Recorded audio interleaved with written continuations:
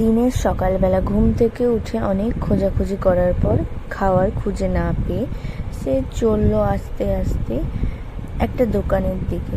তাদের দোকানটা ছিল তাদের গ্রামেই, পাশের গ্রামেই ছিল দোকানটা, এবং সে হাঁটতে হাঁটতেই থাকলো দোকানে যাওয়ার জন্য। হাঁটতে হাঁটতে এই যে বাড়িটা দেখতে পাচ্ছ তোমরা, এই বাড়িটা নাকি অনেক পুরনো। তো এখানে যারা বাস করতো তারা অনেক আগেই মারা গেছে, আর এই গাছটাও নাকি খুবই ভয়ানক।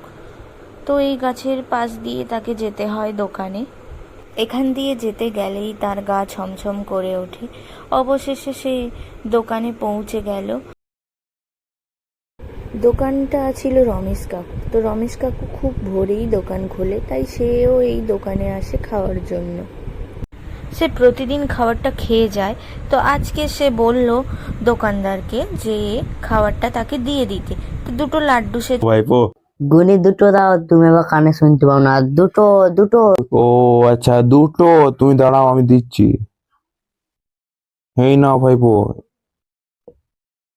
এবার সে লাড্ডুটা নিয়ে হাঁটা দিল, আবার সেই পথ দিয়ে যাচ্ছে যাচ্ছে। তো তার গা ছমছম করতে শুরু করলো।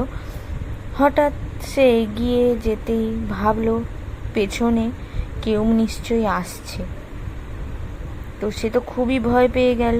তারপর যখন সে পেছন ঘুরে তাকালো, দেখলো একটা মাথা কাটা ভূত। তো সে তো ভয়ে কি করবে না করবে খুঁজে ভেবেই পাচ্ছে না। আমার গাছের নিচ দিয়ে লাড়ু কিনে নিয়ে যাচ্ছিস? এই বলে ভূত তার কাছে এসে ঘাড় মুটকে দেয় আর জোরে জোরে হাসতে লাগে।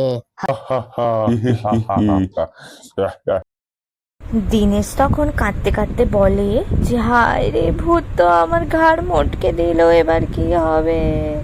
কি কুক্ষণে যে আমি লাড্ডু নিয়ে যাচ্ছিলাম।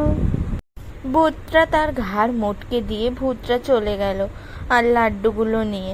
সে ভাবলো যে তার ঘাড় কিভাবে সোজা হবে, বাঁচাও বাঁচাও বলে সে সাহায্য চাইতে থাকলো। বন্ধুরা, তাহলে তোমাদের এই গল্পটা কেমন লাগলো তোমরা অবশ্যই কমেন্ট করে জানিও।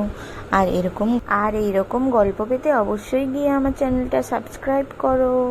যারা যারা এখনো করোনি তারা গিয়ে সাবস্ক্রাইব